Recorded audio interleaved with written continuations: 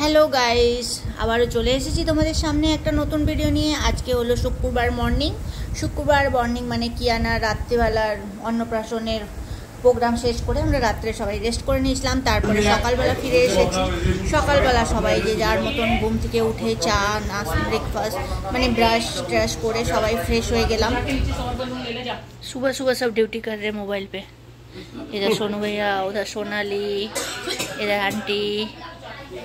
সবাই ফ্রেশ হয়ে নিচে চলে এসেছিলাম ব্রেকফাস্টের জন্য। ব্রেকফাস্টে আজকেও ছিল ইয়াম্মি ব্রেকফাস্ট, যার মধ্যে ছিল আচার, ইমারতি, লুচি, আলুর তরকারি। তো সবটাই তোমরা দেখো। আর রাজস্থান মানেই একটু স্পাইসি খাবার, কিন্তু গরমটা আমাদেরকে খুব বেশি বেহাল করে দিচ্ছিল।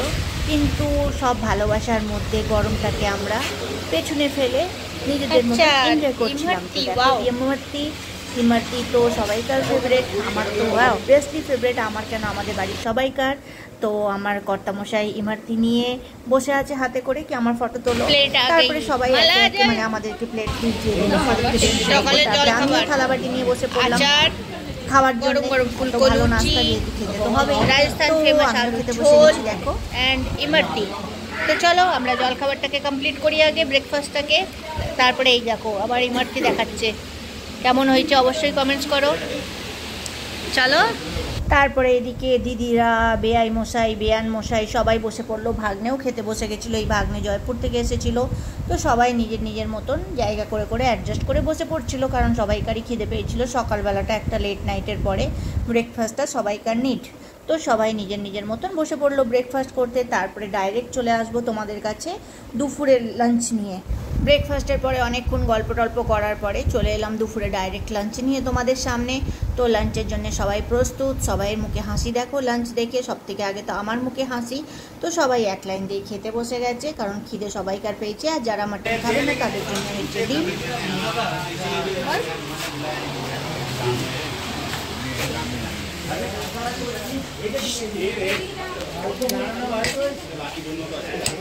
আলু,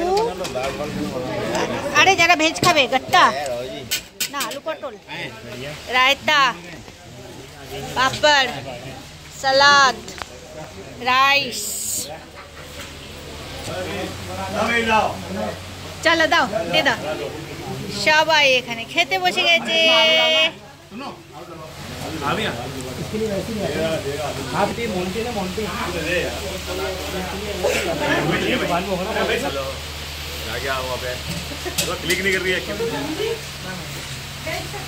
সবাই মিলে খাচ্ছে।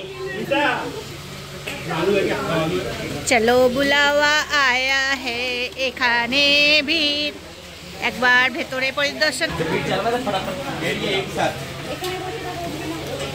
লাঞ্চের পরেই আমাদেরকে দিয়ে দিয়েছিল রাজা একটা করে বিশাল বড় মিষ্টি পানগুলো খুব ইয়াম্মি ছিল।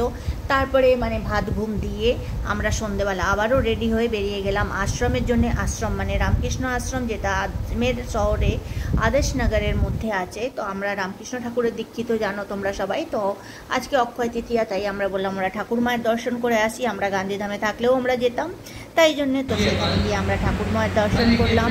সন্ধ্যাবেলা মহারাজদের সঙ্গে দেখা করলাম, মহারাজদের নাম কীর্তন বাণী শুনলাম, খুব ভালো লাগলো।